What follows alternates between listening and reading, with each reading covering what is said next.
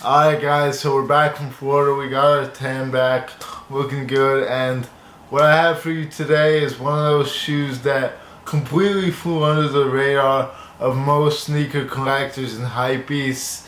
And this is just one of those cases where the market for the shoe just does not reflect how good this shoe actually is.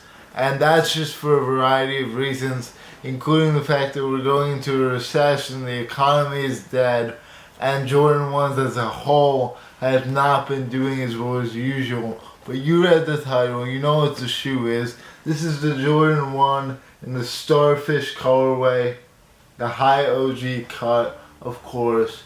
So these dropped back in October, and in my opinion, like I said, these and the Taxis and a bunch of other Jordan 1s that dropped this year, not a bunch, but a few other ones, were intensely underrated, and in a few short years I believe that these could go for a lot more than they are. But let's not get ahead of ourselves. Let's go over the inspiration behind the shoe and just some of the details. So these were actually based off of a Hermes Birkin bag, which is really the explanation for the colorway as well as the premium materials, which we're going to talk about in a little bit. And that's really like a fun fact about this shoe, as most Jordans have like some sort of lore behind them. That is the lore behind these. These are a Hermes bag in a shoe, which I think is really interesting. Taking a closer look at the details of the shoe, on the side panel you just kind of got that typical Jordan 1 classic look that we all know and love. You got the Wings logo in kind of like a brownish color, along with the brown hits along the sock liner of the shoe. You got the typical color blocking. These are actually Chicago color blocking, which is also surprising to me that they are going for this low of a price. On the medial side of the shoe, same deal, just got that Jordan 1 look to it.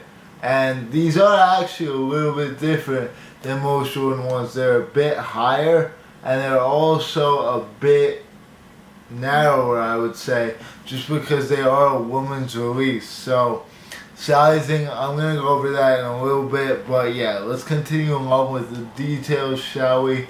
The front, you just got that regular Jordan 1 toe box that we know and love in that beautiful orange Starfish color, along with the white, which comprises the colorway of the shoe. On the side of the right pair, you do have a Nike Air tag, as well as this brown like Birkin bag sort of ripoff, which has a basketball on it, as well as the Jordan logo on the other side. Those are some really cool details right there, especially with the retail price of these being only $180.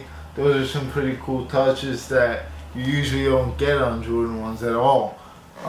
The sock liner is another detail that is very interesting with this shoe. You have this very premium feeling white sock liner that actually feels really soft, like definitely softer than the sock liner of most Jordans. Then you also got the orange Nike Air tag right there, as well as a vintage looking yellow tongue. The interesting thing about the whites on this shoe is that they are actually a pure white, which is something that we don't really get much anymore. The outsole is a sail color, but as you can tell on the camera, the medial panels and the lateral panels are a white instead of a sail that we have on the Taxi 1s as well as the Chicago ones. So that's kind of a nice change of pace. I always preferred the white more, but Jordan Brand just loves to give us that vintage feel to it. You also got the orange laces that come on the shoe. They are the only pair of laces these come with. At the bottom, you just got that orange outsole. And from a distance, these almost look like a shattered backboard. I would go as far as to say these are much nicer than the shattered backboard 3.0s, which were going for around $300.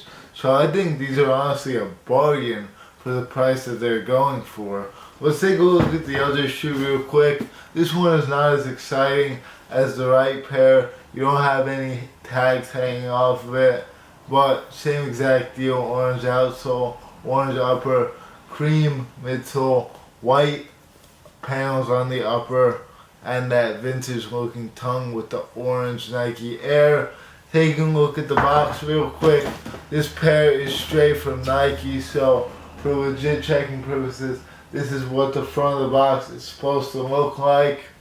This is a red Nike box, interestingly enough, because most Jordan 1s do not come in a red Nike box, but pretty standard box right here. You got the label, Nike on the side, Nike on top, and when we crack it open, you just got the regular white paper that comes on most Nike Jordan 1s.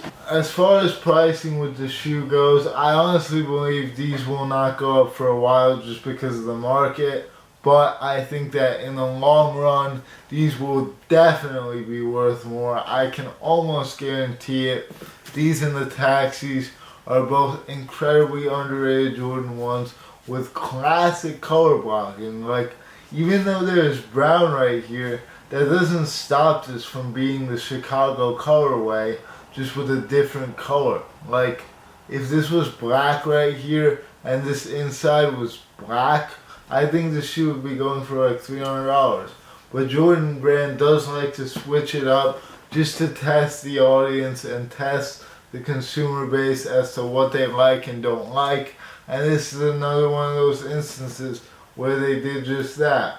But I do not think that that means that this shoe should be worth as little as it currently is, especially with this particular shade of orange, which is extremely bright and just stands out a lot. So obviously I like this shoe, and I think like durability wise they're pretty much going to be the same as a regular Jordan 1. The leather material is very, very soft, as you can see right there. These have better materials than the Chicagos for sure. Both these and the Taxis have better materials than the Chicagos, which is just part of that irony that Jordan Brand is always playing with. If I push down on this white leather, you can also see how soft it is. Overall, a very supple shoe, and not one that has bad materials like I assume that it might, just because it's a higher cut, and most of these higher cut Jordan 1s have mediocre materials. But yeah, these are not in that same category. Everything is premium about the shoe, from the brown to the orange to the everything. I see one slight glue stain on the back there, but nothing really major to go crazy about. These have pretty good quality control, especially around the sole right there. As you can see, pretty flawless construction, which is always what we like to see out of Jordan. I don't think that there was that many pairs of these, even though they were decently easier to get than most Jordan 1s that are hyped up just because of the lack of demand. But overall, pretty limited shoe, especially in those bigger sizes. So yeah, with sizing, I would assume these run a little bit narrower, but nothing that would actually be worth going up a half size over. I would just stay true to size.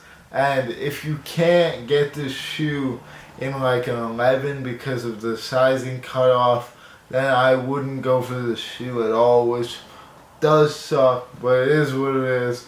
Jordan Brand does this from time to time, where they waste a really good colorway on a woman's release because that just makes the big footers not able to wear the shoe, which I don't really like, but it is what it is. I'm a US 10, these are an 11.5, and I'm sure they'll fit fine. So with that being said, on foot coming up right now. Stay tuned, and I'll see you all later. Peace.